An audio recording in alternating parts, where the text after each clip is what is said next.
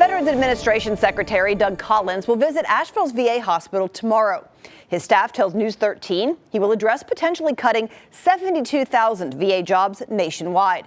But he promises those cuts would not impact veterans' medical care.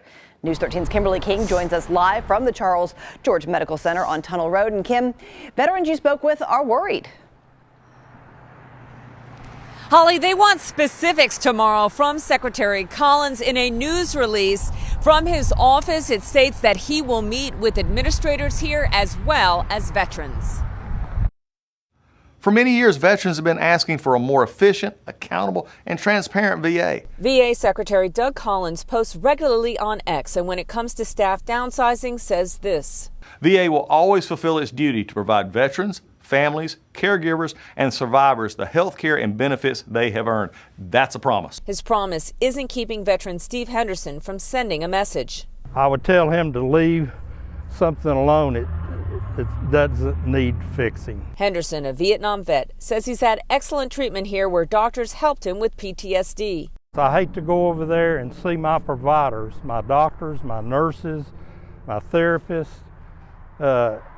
You can tell they're in a state of worry that they lose their jobs.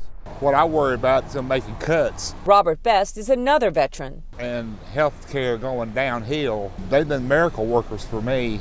I get all my medications through them. The VA here has a full-time pharmacy and ER. On its website, it lists research areas, including infectious disease. Another page states in 2018, the hospital with sites region-wide had over 1,900 full-time employees. We're all talking about it. Veteran Shuford Edmiston says veterans want Collins to state specifics. Our biggest thing is looking at when the VA secretary gets here so that he can identify what these cuts are going to be.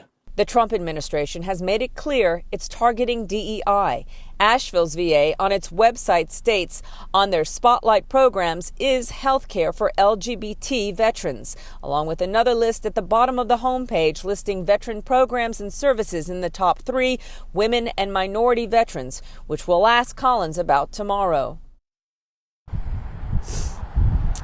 Secretary Collins is expected to be here around midday. Media will be setting up at 11:15 and we'll be asking him about those programs and other questions. Reporting live outside the VA in Asheville, Kimberly King, News 13.